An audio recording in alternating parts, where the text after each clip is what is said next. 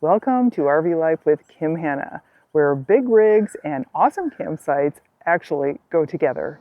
We have our 34-foot fifth wheel in this site right here, and we still had a view of the trees, that is.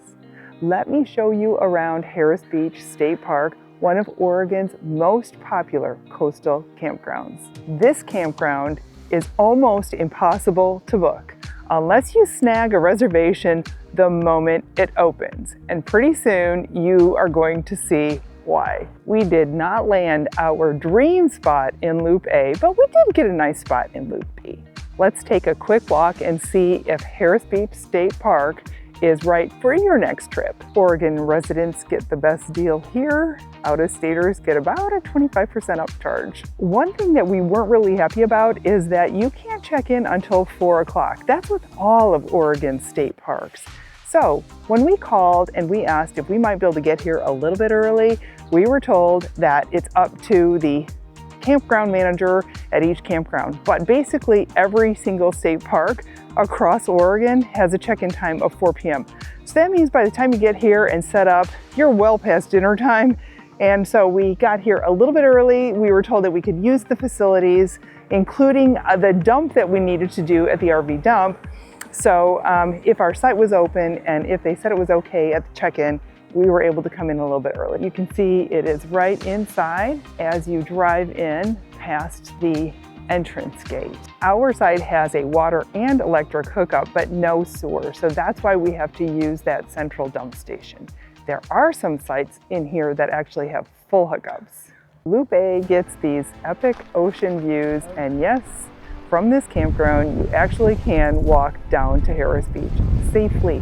Let's walk all of the really nice ocean view sites. When you first turn into the A loop and you are driving just past out of the gate, the ranger station gate, you're gonna come up on A10. And A10 is gonna have a lot of traffic because there's a lot of people that are driving in and out on the roads. And it looks like full hookups with the dump. And it definitely has some decent ocean views outside the back. Where the picnic table is set up, it's a little bit more difficult to see the ocean. And between that site and A12, that is where you have the trail to the beach. A12 is right next to it. And because the trees are so big behind there, you've got very limited ocean view. So it's probably not the best, but it's still really nice.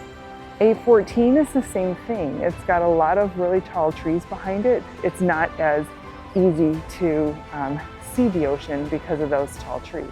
Now we're to site number A16, and that's the host site that has really nice views. So I guess if you want to work as a host, you can get that site. We are at site number A18. And that has full hookups, friendly people, big trees in the background, a little more sparse, I guess I should say. So you've got better peaks into the ocean views than the ones that have really heavy trees. And here's where it really starts to get clear back there without a lot of big trees. A20, that is absolutely my favorite. And if we could ever get in there, we're gonna do it. Here is A21. So right next door to A20, you got A21, which has a ton of trees back there. That's the site that has ocean view on the wrong side, the non-living side of your trailer. So you'd have to go to like your back bumper to look out and over and really get a good view of the ocean from there. A22, I think this one's kind of nice. Am I right or wrong, Pete? Yeah, there's some bigger trees around this one as well, so you got some good shade and stuff like that. And it looks like you're going to have to get a little elevated to get that ocean view. It's not like you could be sitting in a chair and get a really good view from that one. Here is A23, and that one has clearing around it. And so minimal trees, you could definitely see beyond them, and you can definitely see the ocean from that site. Next site up is A24, and this is another one with full hookups. I think all of them, I'll check on the map. I think all of them in these that back up to the ocean have full hookups, including dump. A24, super nice and relatively good size. Awesome ocean views. Here's another one that's in a clearing area, A25, and it has phenomenal ocean views when you are behind the trailer. On your living side, though, bushes are kind of high and you're probably not going to be able to see over those when you're sitting there camping. And then it's tricky. We just moved into Loop C. Loop C is on the corner, and this is the one that when we were kind of looking at the map and trying to figure out where we wanted to go, when that backs up to the ocean.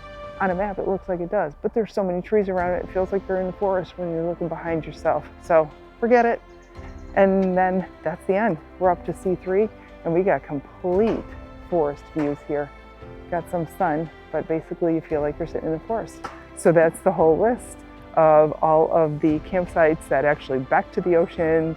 We're here in mid to late July, and we've been running our heater because we're in the shade, and the temperatures have been so cool that it's actually kind of cold inside the trailer. So having some nice sunshine would actually be really nice for us. But you can see that these are basically forested sites. Other than kids having a fun time doing a little bit of hopscotch and a little bit of chalk graffiti on the ground, this place is absolutely spotless. There are restrooms that have restrooms and shower facilities, as well as playgrounds. So it is very family friendly here. And you will see lots of kids, lots of dogs, and for the most part, it's pretty quiet during the day and in the morning. Around dinner time though, it can start to sound like a family affair with kids screaming and crying and dogs barking. So it does get a little bit loud, but it's not out of control. It's not crazy drunk people. And basically things settle down at a decent hour for you to be able to go to sleep peacefully. They all do have a fire ring and a picnic table. Obviously there's garbage collection here too. As we walk around Loop A, we're going to walk into Loop B. Here's another restroom and shower facility that is in Loop B. Our site feels like it's got quite a bit of privacy because we're in the forested area, and all of the trees around here really help to give you shade and privacy. On the flip side, your solar sucks. And here we are coming up on Ellie Mae. We've got some beautiful flowers next to us, and look at her. We do have our water hookup and our electric hookup. As we're walking around Loop B, we're going up in elevation a little bit, but not a lot. It was so easy to level here. We didn't have any problems at all. And you'll see that there are some bigger rigs back here in the outer part, the kind of upper part of Loop B. It seems like these have some bigger sites, and they're going around the corner, so they've got a little bit more breathing space. As we continue to walk the loops and get further away from the guard station, we are getting deeper into the campground. And the deeper we go, the closer we are to Highway 101. They also have yurts, which are kind of cool. Now we're exiting the B loop, which transitions into the C loop. When we were at Kirk Creek Campground, which is near Big Sur, that was a National Forest campground, we realized that the sites that were a little bit further from the ocean, because of the terrain climbing, they actually had a better view than we did, and we backed up to the ocean. That's because all of the greenery, the shrubbery, and kind of weeds that they let grow up in, like on the fence line, those were so high that we couldn't even see over them. We had to stand on our picnic table to have a view of the ocean, even though we backed up to the ocean. So that's one thing to think about as you are trying to book sites that are in areas with views. If the elevation changes and it isn't flat, odds are that something a little deeper into the campground, you might have a better view. So here we are at site C11, and I'm going to be quiet for a second just so that you can hear how much road noise you can hear from this site. This is a vacant site right now, and it is right near the highway. And when you look through the trees are so dense you can't really see the highway very much, but I'm going to flip the camera around, and when there is traffic driving by, you can see it.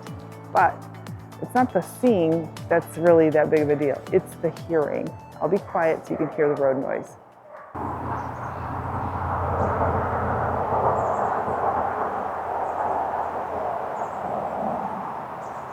Because loops C and D are a little noisier and they're deeper into the campground, they don't fill up as fast on the reservation system. So if you really want to get to the area, you might be happy with parking in C and D, putting up with a little bit of road noise and getting a spot. We are in the front end of Loop C here. There's C1, and these are closer to the ocean. So A actually connects with C. So it's not like all of C is way there buried in the back. Even though this site was not our top pick, we're still glad that we stayed here. It was a great base where we could explore the entire southern Oregon coast, especially the corridor that is called the Samuel H. Boardman Scenic Corridor. It's absolutely stunning. We'll show you more about what we did nearby in an upcoming video that'll be coming up soon. If you're looking for another coastal campground to compare to this one, check out where we stayed at Kirk Creek Campground. I'll leave a link in the description below and see you over there. Thanks for joining us at Harris Beach State Park. And if you like this video, please like and subscribe so you don't miss any of our upcoming videos.